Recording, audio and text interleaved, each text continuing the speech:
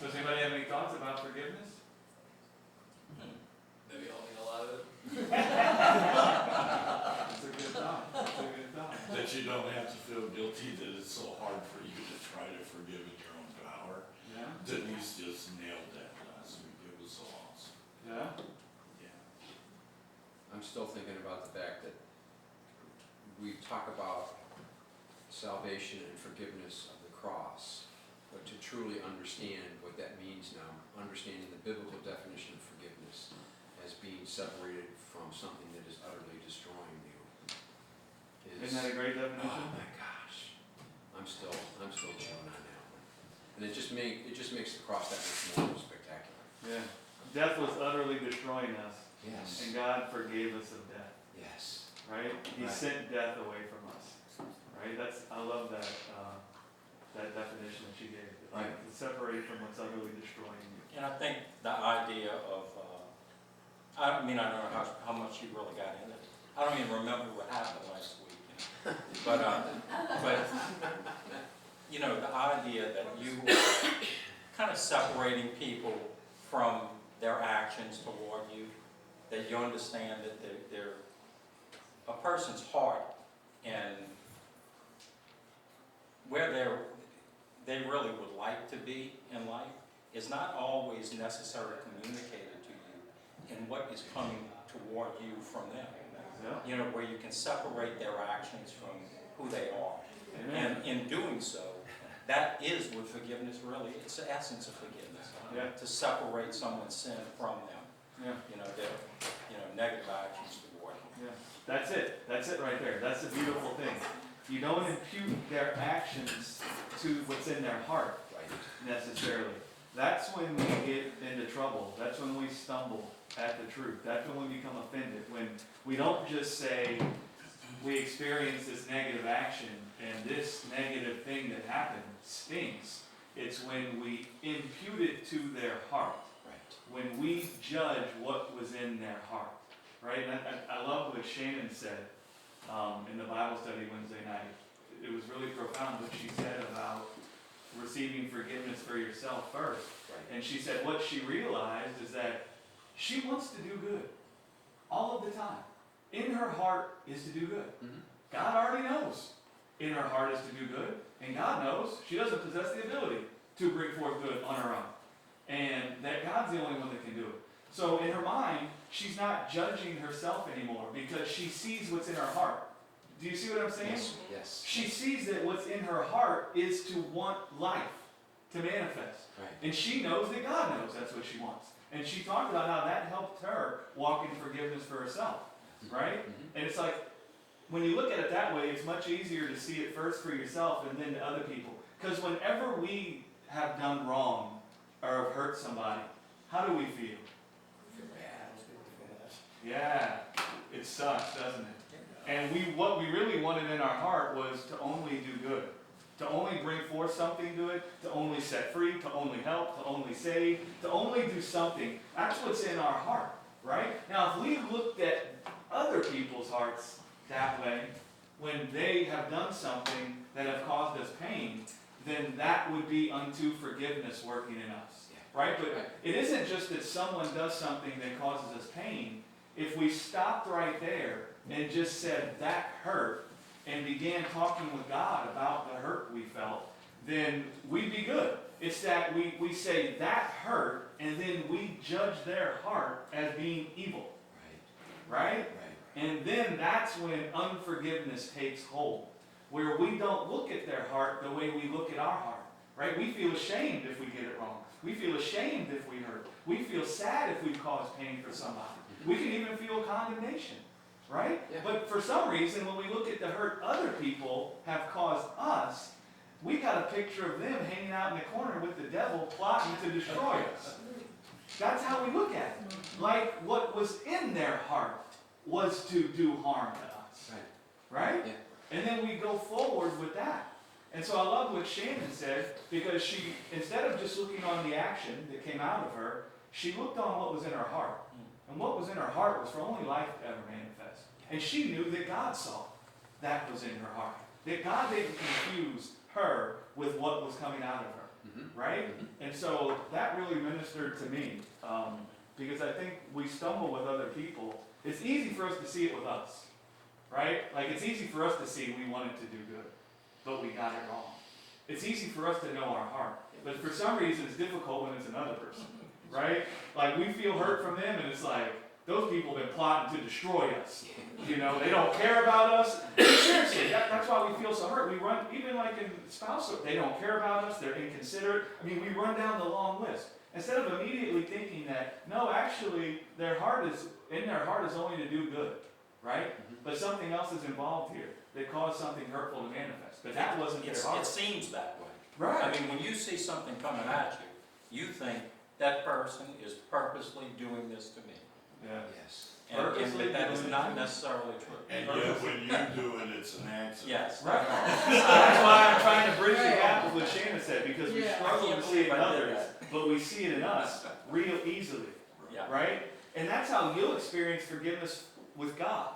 When you see that God hasn't imputed the works of the flesh that's manifested out of you, He hasn't imputed it to your heart.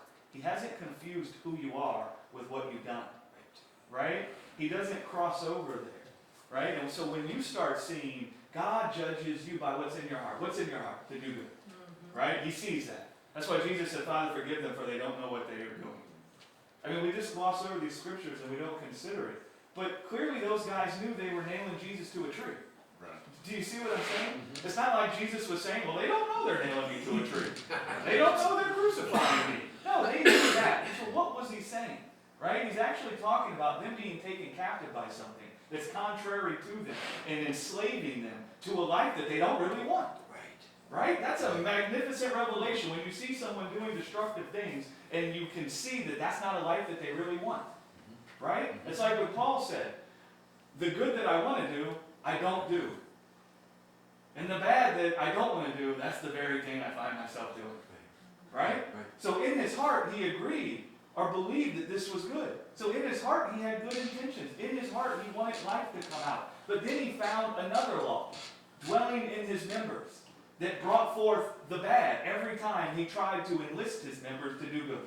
And so he's like, what is going on here? What's going on here is that this dust doesn't possess the ability to bring forth life. And if we engage it to try to bring forth life, only the fruit of death is going to come out. Right?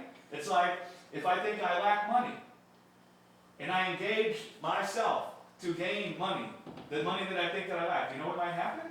I might trounce on a bunch of people along the way, trying to get the money that I say that I lack. Right? But if I don't feel lack, I feel God has me, and I still go out there to earn a living, I won't walk all over people. Do you see the big difference? I'll go about it. I'll go about it from a different place in my heart. So Paul comes and says, it wasn't him that did the evil. That there was another law dwelling in him. That sin had found a way to manifest death in his body. Yes. And that death that manifested in his body and in the world was bringing forth the fruit of death in him. And he didn't like it and it was contrary to him. Right? And if we could see that about people in our lives, and if we could see it about ourselves, that would really help us to walk in forgiveness. Right? What are the intentions in people's hearts? And I preached a message a long time ago about why God believes the best about everyone, I think is what it is. So how is it that God believes the best about everyone? Right? And the way that he does is in this dynamic that we're describing. Right? He doesn't confuse who they are with what they've done. He sees what's going on in the human heart. He sees that should a human be taken captive by death and laboring and toiling, that it's going to produce the fruit of death in them. Right? And he sees it's the tree of the knowledge of good and evil that's bringing forth this fruit. So his objective isn't to be angry with the people. His objective is to cut down the tree that's producing the bad fruit in their heart. Because a seed's been planted in their heart. And that seed is producing death. And he sees that. Right? And so that I loved what, whose phone is that? That's mine, I It's think. okay. Sorry. Oh, it's all right. I keep thinking back to one of our first Bible studies at our house that we had when Phil brought some of his friends, and we were talking about the exotic dancers on Bourbon Street, and you told him that person has no desire to do what they're doing, but they're taken captive by something in their heart that's causing them to do that. And what a struggle that was for that person, for one of Phil's friends to believe that, but it was also a revelation to some of us that were sitting there, again, the separation between our identity and our behavior was being so significant. It just, I don't know why that keeps coming back to my mind, but I remember that Bible study just like it was yesterday when we had that conversation with that guy. Yeah. It's good stuff. What's up, Lynn? This whole grace message that you're guiding us on is, it's the only pathway to life, because this whole idea about what you said about Father, forgive them, for they not know what they're doing. So let's say hypothetically, someone were to have a child with severe mental health issue that's chronic. It takes the Spirit of the living Christ to touch your heart that, they aren't, it's not them attacking you. It's not them slicing your throat. It's not them stabbing you in the back. And to be honest, dude, I can't, with my flesh, get there. Instinctively, I want to judge. Ow! This person is like Crazy Tunes and just hurting us, and ow! But it takes the Spirit of the living Christ to touch someone's heart, and obviously I'm not quite there yet, to not judge. You know what I'm saying? To not slam on, instinctively like an animal, to slam on the judgment. Yeah, with man it's impossible, is what I would say. With man it's impossible to do that, right? Because listen, when something that isn't born from life happens to us, we're going to judge that it's not life, right? And so we already going to have a negative feeling about it. Right. Do you see what I'm saying? Like, we already going to feel like this isn't right. Yeah. This isn't fair. So we're already there. The moment we feel like this isn't right, this isn't fair, we're going to be looking to blame something. Instantaneously. I mean, we're going to get there before I could even snap my fingers. We're going to have judged that it's not right, that it isn't fair, and we're going to be looking for what is the cause of it. Right. And the reason we're going to be looking for what is the cause is because we ain't never going to want to feel that again. And if we can't ascertain what is the cause, how can we protect ourselves from that happening again? And so I'm describing the inner workings of the dynamic of the heart of a human, right? I'm explaining to you what goes on in your heart even when you don't know what is going on in there, just so you know. Does that make sense? That's not life. We're going to know immediately it's not life. And then in our thoughts of thinking we want to be preserved from death and harm and pain, we're going to immediately be searching out what is the cause. Yeah. And then we're going to assign blame, right? And then that's going to do something in our heart, right? Mm-hmm. And so understanding that it's death that is the enemy and not people. That it's a principality and a power, not flesh and blood. Right? Paul said, for we war not against flesh and blood. Right? It's like, if I feel hurt by something someone did, I need to recognize it's not them that is warring against me. It's not flesh and blood that is my problem in that dynamic. It's something else that is my problem. Yes, I feel hurt and pain. Yes, I need salvation from the hurt and the pain that I feel. But I need to know what it is that brought that hurt and that pain. And I need to see who the real enemy is. And that way I can begin fellowshipping with God about the truth. Mm-hmm. And I can be delivered from it. Right? I mean, I love how Paul says that we war not against flesh and blood. Right? But every principality and power that what? Exalts itself against the knowledge of God. Yes. Against knowing God. Right? Yeah. That's what is warring against us. Yeah. Thomas. Okay. I was just going to say, after listening to last week's message on forgiveness, I felt better about not forgiving people. Not your fault. And if you don't listen to the message, maybe you think that's just a joke. But the reality is, there's a guilt that comes with not being able to forgive people. But if you realize that you can't do that apart from God, then you're freed, you're disabused of the notion that you should try. Yes. And then the next thing I felt happening is I felt less offense over that which I didn't want to forgive in the first place. But that was a great message. Well, yeah, because absolutely. Listen, in the day, you feel guilty about struggling to forgive someone, that means that forgiveness is a metric that's been established in your life, where you're judging yourself as good or evil by whether or not. If forgiveness dwells in that place, it's impossible for you to forgive, because it's something that condemns or justifies, Yeah. which that's not where it's supposed to be. Right. Right? And so the first thing that would have to happen on your path to being set free was that you would first have to stop judging yourself by your ability to forgive or not forgive. Right? If you're judging yourself by that, then you're walking after the flesh. Right? You're trying to be justified by your ability to bring forth forgiveness. Right? That's walking after the flesh. Yeah. Right? And if that's where you're at with the concept or the truth about forgiveness, you'll never be able to forgive. Right? Because by necessity, that will always point to your ability to forgive. And so you'll always be trying to forgive yourself instead of just talking with God. Listen, you can find forgiveness manifest in you without even talking with God about what forgiveness is. Just through the course of walking with God and hearing what the truth is about a number of different things. All of a sudden, it could just click where you're not looking at people that way. Right? The two wisdoms. Right, you just through a discernment of two wisdoms, you could find forgiveness just working in you and dwelling in you, and you could find that you and God never even talked about it. Right? Wow. Specifically about forgiveness. Right? Does that make sense? It's interesting what Paul would talk about, quenching the fiery darts. And it's kind of like what Thomas is saying, that the things that come at us can be quenched when we are looking at things in the proper light.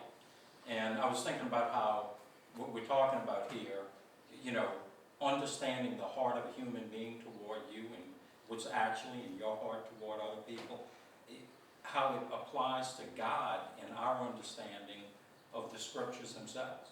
Because when we understand the heart that was in Christ when he displayed his love toward us at the cross, we can begin to understand and interpret all of the other scriptures by the heart that was in him. And you look back in the Old Testament and all of the darts that were being hurled from one side to the other, and you need to understand the heart of God when you look back at these Old Testament scriptures to understand. You know, what was in the heart of God all along toward us. Right. And we'll just say it like this then. Most people probably don't even think of this, or if they think of it, they think it's blasphemous, so let it never be said. First and foremost, God needs to be forgiven in all of our hearts.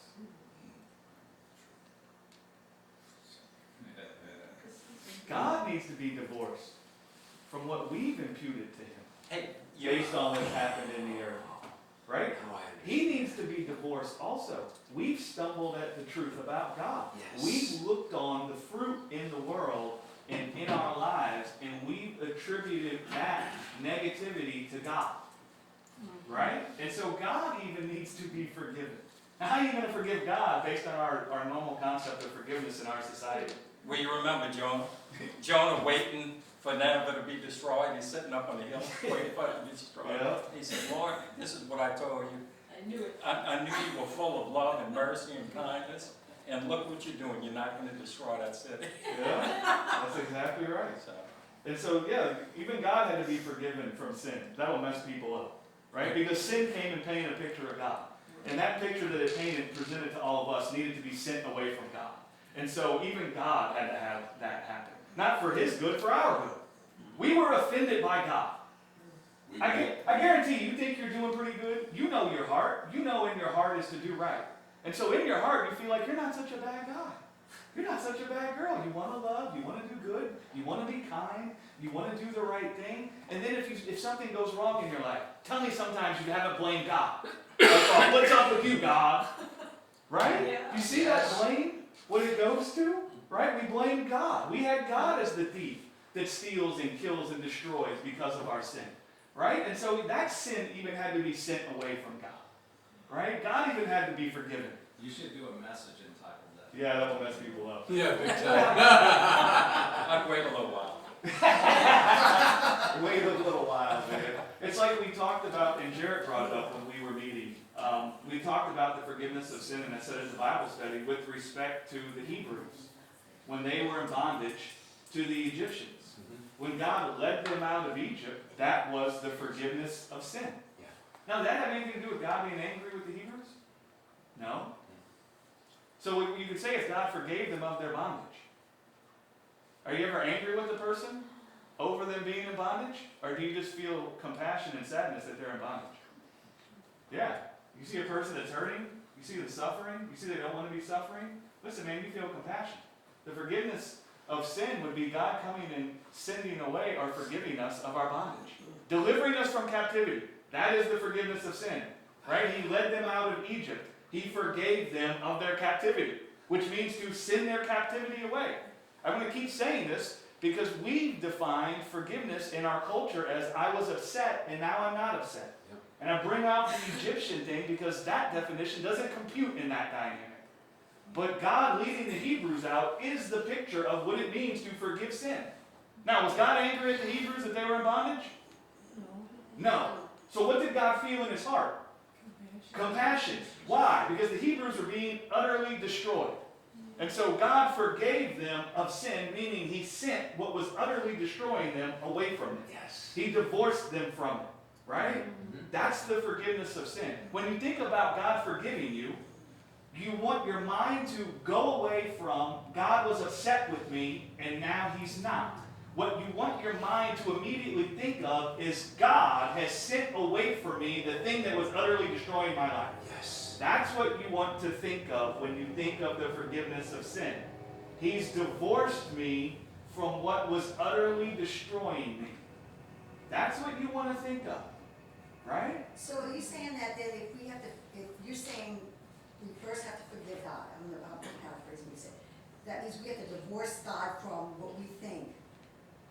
God had to be divorced from what we thought. Yeah. Which was But that. but again, we can't do that, No, you hear the truth about God, right?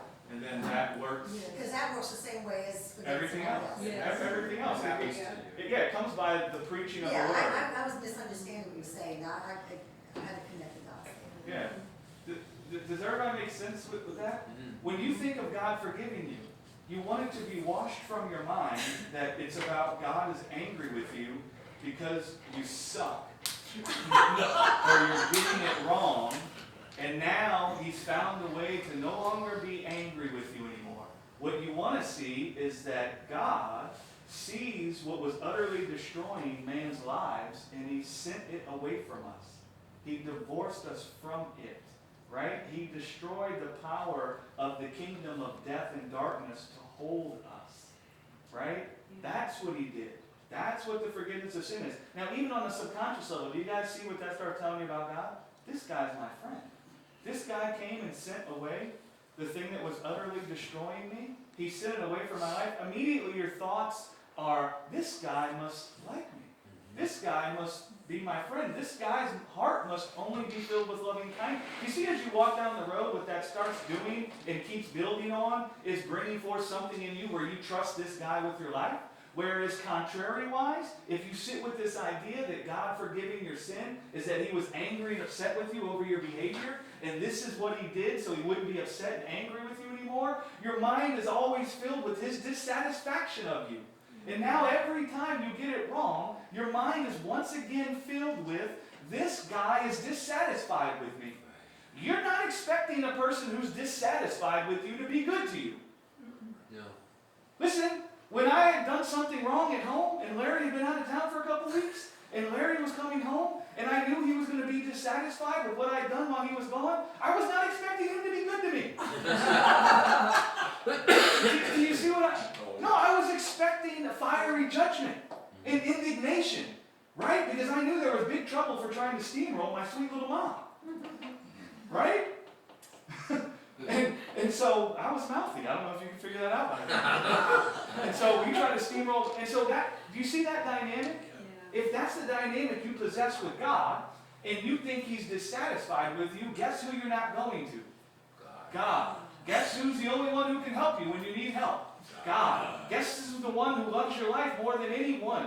God. Guess who's always on your side? God. Right? And so if we sit with this perverted view of forgiveness, it actually works to separate us in our hearts from the God who's the one who sends away the thing that utterly destroys us. Do you see that? You see how crazy that is? Yes. Right? And listen, God was purposely trying to teach the Hebrews this right when they led them out. God was immediately put something in place to teach the Hebrews that it was by strength of his hand, that he came and grabbed them by the hand and led them out of bondage. Why? So they would see God as the God that saves from death and darkness and bondage. So that they would trust him with their lives instead of their own works. And so it's a very simple thing. And so if we actually just preach the forgiveness of sin the way it's supposed to, do you know what it would do to people? Bring forth trust in their hearts towards God. Right. But we preach it a perverted kind of a way. Yes. And now people struggle. They want to trust God in their heart. How many Christians or how many people you felt that don't want to trust God? No, they want to, but then they find that they don't. Right? So, it's not that they don't want to trust God. You think God doesn't know? He knows. He knows the person wants to trust him. Right? He sees they don't possess the ability to actually trust. He sees the only way they can trust is by the hearing of the forgiveness of sin. Yes. And so he sends people to preach about the forgiveness of sin. Well, the serpent says, I see what will cause people to trust God is the preaching of the forgiveness of sin.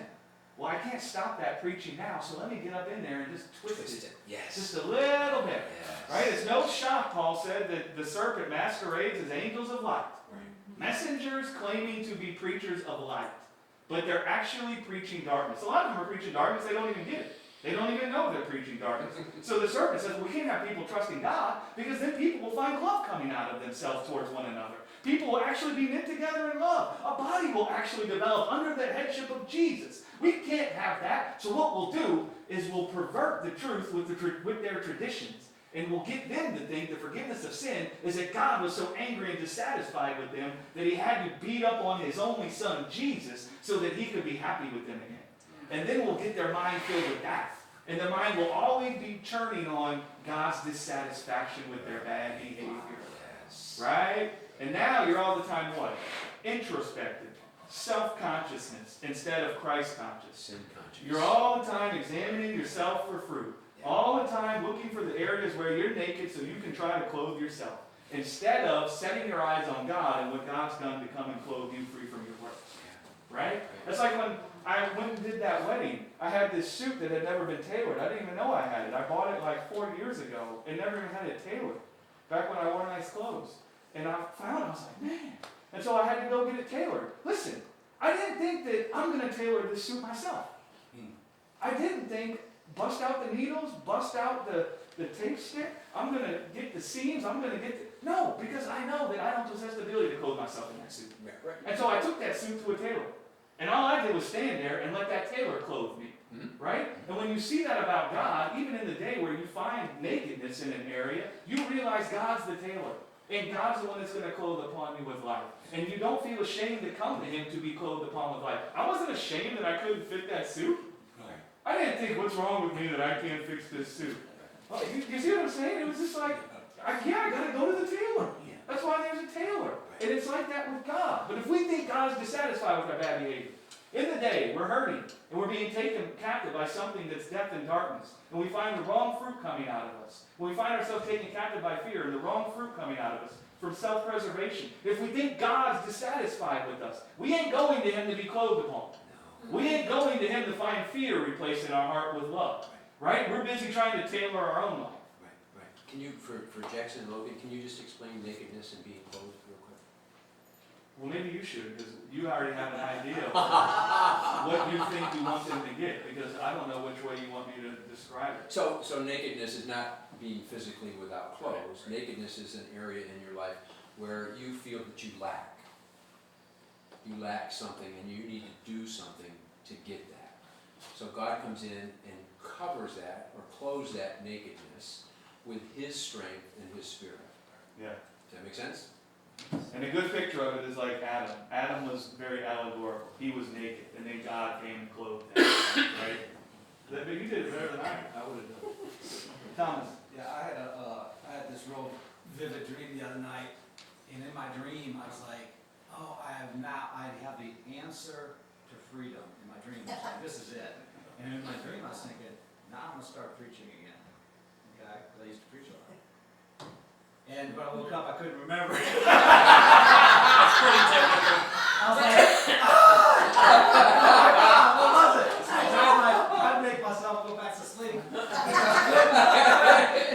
So 2 days later, I had a cup of coffee, and I was just pouring the coffee, and I was like, man, God, what was it? And he said, oh, it's just that I will care for your life. That's it. Everything, Everything. everything. Everything. There's no care in your life that I'm not caring for. Oh. And I was like, that's it. Because when you feel like every need is met, you're not trying to get a need met. Yep. And so you're free. Yep. You're innocent. You experience the life of the eternal God. You have union. You have peace. You have it all. And that ties in with your previous message about what it means to be a son of God. Yeah. Well, or I think you phrased it, what does it mean for God to be a father? Same point. It's not just what I'm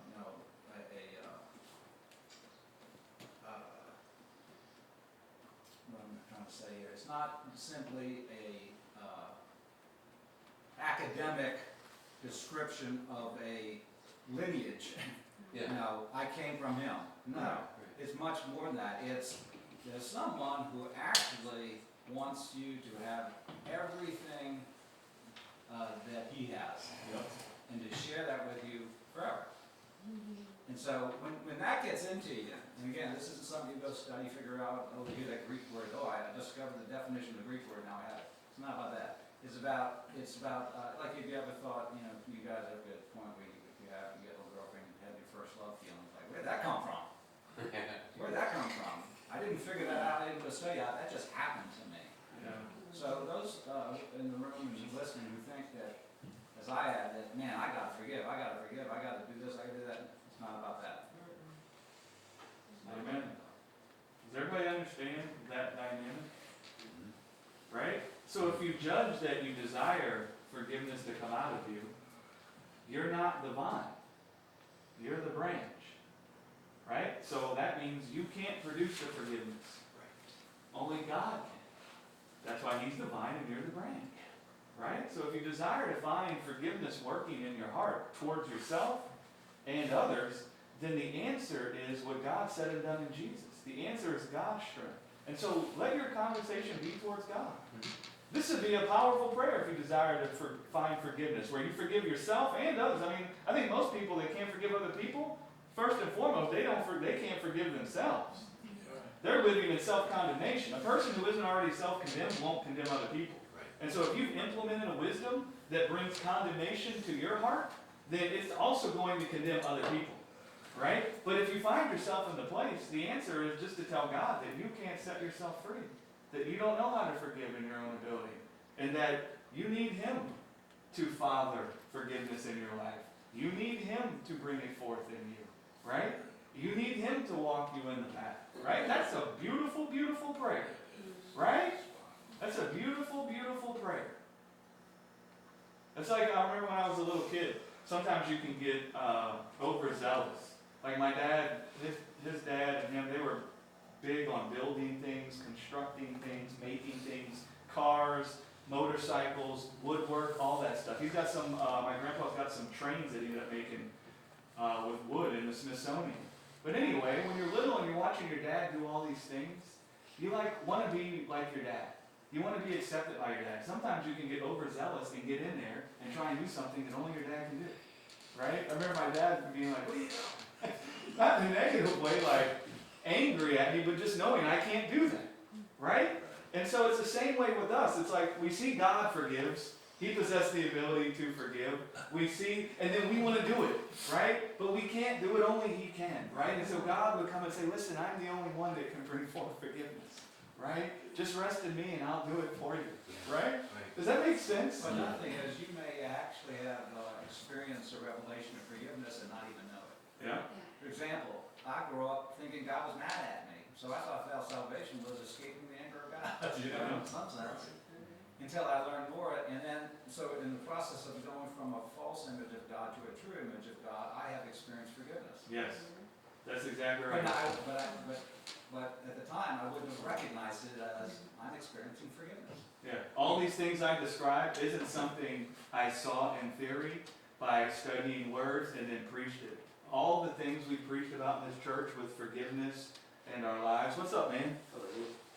All those things we preach about are things that I observed God did in my life after after the fact, where I looked back and saw what he did and how he did it, and then I began talking about it, right? I didn't talk about it first, and then it happened to me, right? It happened to me, and then I had eyes to see what had happened, and then I began talking about it. Does that make sense? So you don't even know. So a message of hope here is that there's actually something going on in your heart right now Yeah. that you're gonna look back and understand. Yes, that's it.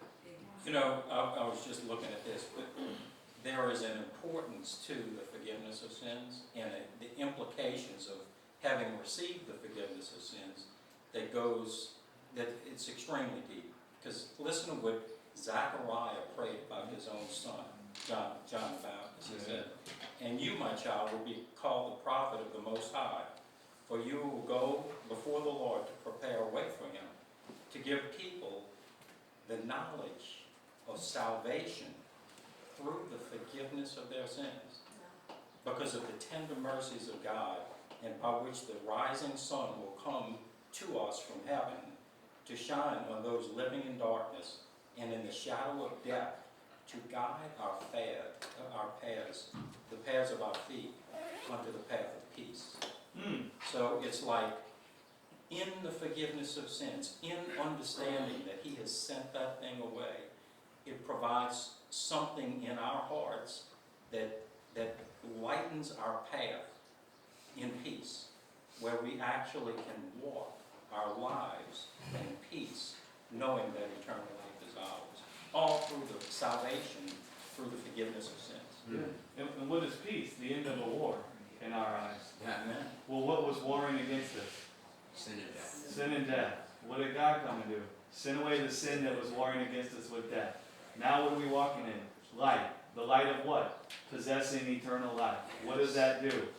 Peace. Causes us to walk in peace. Right? Rest. Because the war is over. We had a war going on inside of us because of the death in the world. Well, when you see God has come and given you eternal life, and you see that he warred a warfare against the death that was warring against you, when you see he slew your giant that was death, that you couldn't slay yourself, and he's come and given you eternal life, you begin walking in the light of life. That tells you your warfare has been accomplished. The death has been conquered. So the war is over. And so you begin walking in peace. You begin not living as if this death is still getting an upper hand on you. This death is still stealing from you, taking from you, keeping you from. You begin walking as if that stuff is over. And then you feel peace on the inside. Right? That's why Paul went on to say, blessed are the feet of those who preach the gospel that brings peace. The gospel that brings peace to humans. How does it bring peace? It declares the resurrection of the dead. That God brought a war to death when he raised Jesus from the dead. Right? Jesus died, didn't he? Yes. Now what did God do? He warred against the death when he raised Jesus from the dead. And those who come preaching that, preach a gospel that brings peace to people because it tells people about the warfare God accomplished on death in the resurrection. And you begin partaking of that victory. Just like we partake of the saints' victory when they win. And we partake of their losses when they lose, don't we? Yeah. How many of us felt peace at the end of that game this year? I mean, we were not busy feeling any kind of a peace. No. Right? But if I could have come and said to you, I have good news for you. They're convening in the back room right now, and they're about to change the outcome of the game based on this rule. Immediately, you guys could see a warfare is going to be brought to this wrong ending. And then you feel peace about it. We're going to be in the Super Bowl. Yes. Right? And you feel peace because I came with a message that brought peace. Yeah. Right? So death was tormenting us. It was filling us with fear, taking us from peace. We're all our days walking in darkness, which is to walk in death. That was bringing forth the fruit of death in us, the works of the flesh, envy, gossiping, backbiting, hatred. We're all the time at variance with one another, against one another. You feeling like you got to preserve your life. Me feeling like I got to preserve my life. Me looking at your life to see if I have everything you have. And if I measure up to what you have, all the time filled with envy, backbiting, all that kind of stuff. But then God comes, and he conquered the death that was doing that to us, that was tormenting us. And then he began proclaiming, the warfare is accomplished. That's what it was that Isaiah is talking about. Comfort ye my people. Tell them that their warfare has been accomplished. because in that their sin was causing death to reign over them. I have superabounded over their sin. I have swallowed it up with the grace of my Christ when I raised him from the dead. And he's talking about how that will comfort their hearts. It will put them to rest. It will bring peace to them. Right? It's a beautiful thing. And note, I love that description of the forgiveness of sin that you just read because it hits the whole thing. Notice when it describes the forgiveness of sin, we just gloss over this, but it's in the scriptures. It says that this forgiveness of sin will come because of the tender mercies of God. Yes. So that's the emotion in God's heart, is that he feels tender mercy towards humans who are being taken captive by sin. What did Jesus say about his ministry? The Spirit of the Lord is upon me. If you want me to preach the gospel to the poor, to set at liberty them that are bruised, to preach deliverance to the captives. How many times does Jesus say in that phrase that he came to tell people God's not angry with them anymore? 0.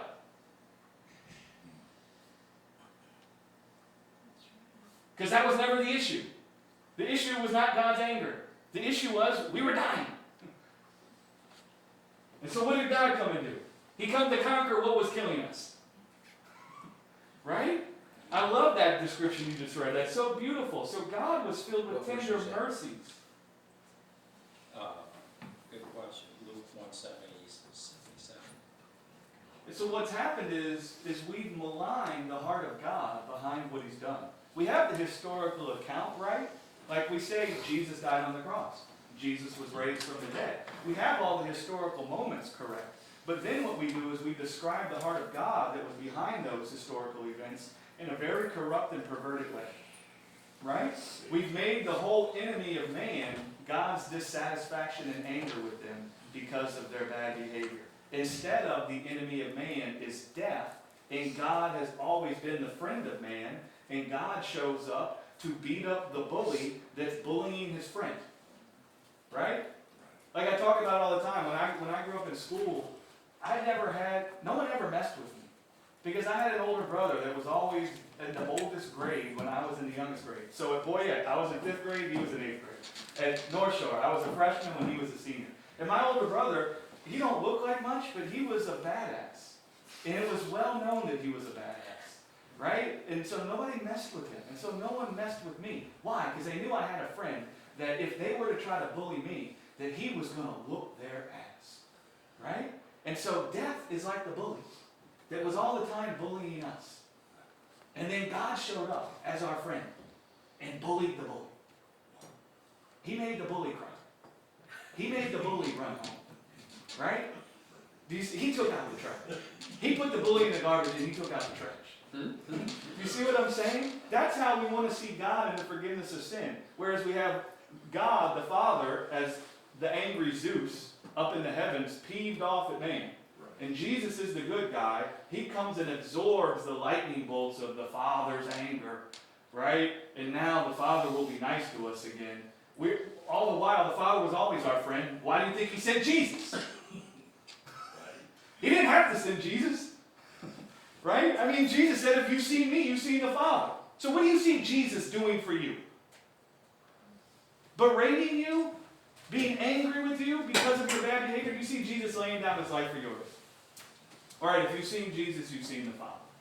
It's a real simple theological, doctrinal point that you can gauge doctrine from. If you've seen Jesus, you've seen the Father. I don't see Jesus filled with angry wrath on the cross. Do you? I see Jesus saying, Father, forgive them, for they know not what they... If you've seen Jesus, you've seen the Father. You want to know what the Father was busy saying while Jesus was on the cross dying? You heard what the Father was busy saying. Forgive them, for they know not what they do.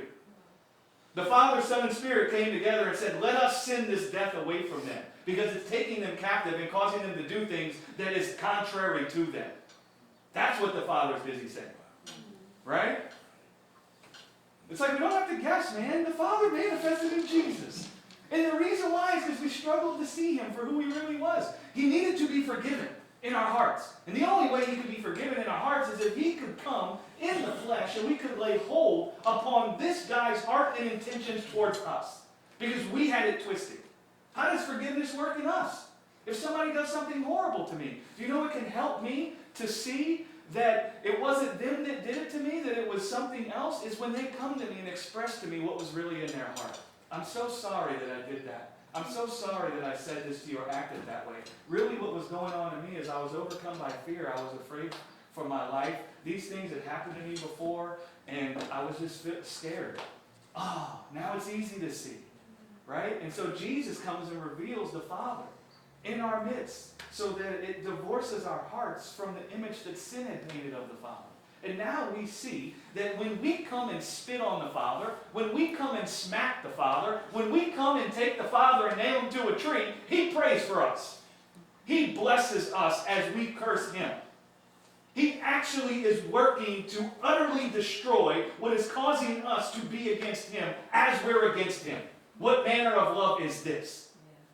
Do you see what I'm saying there? And Jesus come and revealed that about God. Now we're busy thinking the Father's heart was filled with angry retribution towards us because of our sin. And now we see the Father in the person of Jesus. We see us not just even sinning, but we're sinning against him. And even in that place, he's busy loving our lives, preferring our lives over his own, filled with loving kindness towards us, in the middle of us hating him. That's the Father. If you've seen Jesus, you've seen the Father. Now that forgives the Father in our hearts, right? Now you see, no matter what I've done to this guy, or what I could do with that I say is against this guy's still praying for me. This guy's still blessing me. This guy's still loving me. You know what that causes you to do? Abba, Abba. In all of your places, Abba, Abba. In your shame, Abba. In your condemnation, Abba. In your hurt, Abba. Right? And it just happens inside of you. And salvation itself is grabbing hold of that truth. Yeah. And to some degree or another, some people may not understand it so clearly, but to some degree or another, it's grabbing hold of that truth. Oh yeah. That he loves you and has accepted you and Absolutely. given you his life. Yeah, this is eternal life. Yeah. That you know the one true God, which means you know God is Father. Right. Right? And that carries an implication. Jesus wasn't just saying any father. A father in Jesus' mind, when he's saying that, is someone that is only caring for the people's lives. Someone who's taken upon himself the burden of their lives, giving them life. You all right, man? Grove, you all right? I'm sorry. I just want to underscore for myself and those who probably have this programming in you, when you hear take hold of, grab hold of, you think that's something, okay, how do I do that? How do I do that? You don't do that. These truths actually take hold of you. And when God's love takes hold of you, when the persuasive power of the gospel, which is the grace of God, takes hold of you, then something in your heart called faith is born, and you experiencing taking hold of that which has taken hold of you. Yes. So the natural mind says, how do I do that? Yeah. And God says, relax. So if you want to pray, here's a prayer for you. Hey God, I volunteer for you to take hold of my heart. Yes. How about that? Right. How much effort does that take? You just volunteer for God to persuade you, Persuade. and then sit back. And that's why Paul would say he's not ashamed of the gospel in Romans 1. For therein is the righteousness of God revealed from faith to faith. He's basically talking about, he's not ashamed to preach this message because he sees this God has come to grab a hold of us, right? And so now he's going to preach about the righteousness of this God to come and grab a hold of our lives and to preserve our lives free from our works, from faith to faith, right? So we see the faith in God's heart, and that he come to grab a hold of us, and that he come to preserve our lives, and that produces faith in us. He came to utterly destroy what was destroying us, right? And that produces faith in us, from faith to faith. Here's an image for you. I was watching a movie this morning. I just like 5 minutes of it before I went to something. And they had all these people in the water, and I had to put it together, but apparently they rented, or someone owned a yacht. And they all went swimming, but nobody lowered the rope or the ladder. So they're all stuck in the water. But the yacht's too tall, and they can't get into the yacht. Huh? Okay, so that's a good image. You can't get yourself into the boat. Right. But you can allow someone to throw you a rope. Yeah. I think Paul said it this way too, that he wanted to apprehend that which he was apprehended for. right? He talks about God first come to apprehend him for a certain end, which end was eternal life, where he's busy being loved by the Father and the Father serving him with life. He says, I've seen God has come to apprehend me so that he can serve me with life all my days, and so that I can be loved all my days for all eternity. And he says, I seek to have that. He's like, I seek to experience that, right? I seek to grab a hold of that which grab a hold of me, right? It's a wordplay, right? You actually grab a hold of it by seeing that they grabbed a hold of you. You don't physically grab a hold of it. You hear of what they've done to grab a hold of you. You hear that God come to apprehend you. And your mind's filled with, who am I? That you're so filled full with me. What do you want? And then he shows you, right? And now you've apprehended that which you were apprehended for. You know, that's why people have trouble trusting God. Because when you think that you're trusting God to save you from things that might happen to you in this life, something else is going to happen to you. Yeah. And unquestionably, you know, if you think he saved you from something, somewhere down the line, something else is going to come against you. So he is not here to save you from things that might come against you in this life. What he's here to save you from is the wrong perception of life in regard to his love and relationship with you. And that loving relationship enables you to deal with the things that come against you in this life. And that's what I would say, yeah, not saved in the way we might think of it. Right. We'll experience tribulation at first, Yes. but what I would say, saved to the effects of it in our heart. The effects in our Right. That's right. Absolutely. He Yes. comes and does save us from the torment, from the fear, from the shame, from all those things that are the effect. We live carnally, so we struggle to connect the two, right? We experience the hell and we only see it's the event instead of what we believed about the hell.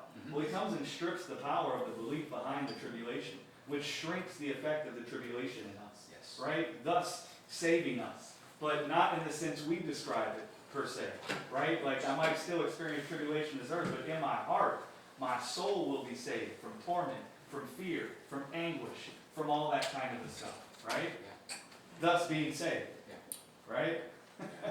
It's that like make saying, sense? I went through the Yeah. fire, but I didn't get burned. Exactly. I went through the fire, but I didn't get burned. Exactly. That's exactly right. What do you guys think? That was awesome. It really was. Credit to Denise for preaching that message, huh? Yes. Yeah. Looking forward to today's message. Yeah, it'll be good. It'll be good. Glory to God. Anybody else have any questions or thoughts about any of that? Go ahead. Yeah, one more thought, and I ask that people ignore this four-letter word that I'm about to say that begins with an F. It's called fast. Ignore the word. This is a broader principle, a much more in principle that I'm about to say. So two things can concurrently be true, right? So the idea of, the death and forgiveness and etc. But it's also true. The death of Christ bring forth life everywhere, to everyone that was enabled by the Spirit. And so think of what Christ said when people were bitching about his disciples not fasting. He said, what? You're crazy. It doesn't make any sense why my disciples would fast. And Jesus said to them, the attendants of the bridegroom cannot mourn as long as the bridegroom is with them. Can they? But the days will come, there were three of them, when the bridegroom is taken away from them, and then they will fast. But after the resurrection, the bridegroom is fully available to us all. Big time, completely infusing and indwelling us. So yes, I understand those who really emphasize the concurrent truth as far as Christ died, I'm forgiven, and those things. But for my pathway, Christ's death brought so much life accessible to everyone across the face of the globe.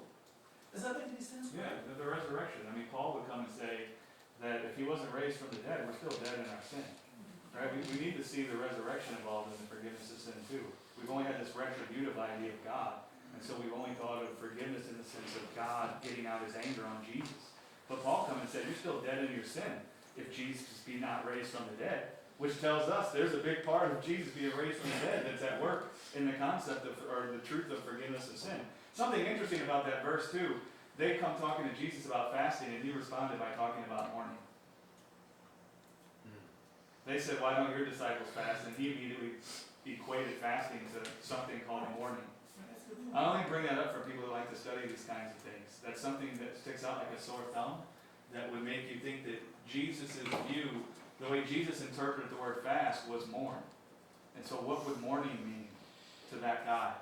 What would mourning mean to a Jewish guy in that age? If you're ever studying fasting and you want to get a good, that's where you want to begin, right?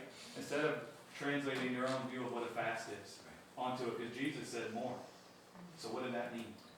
And I can go into it, but we're going to stop now. But that's a beautiful point, the idea that with the living Christ, that there's a place for mourning when you're fully Yeah, encased by the living Christ. It's like, no, it doesn't make any sense. that's right. It doesn't make any sense. Glory to God. Is everybody good with the recording? With what's on there?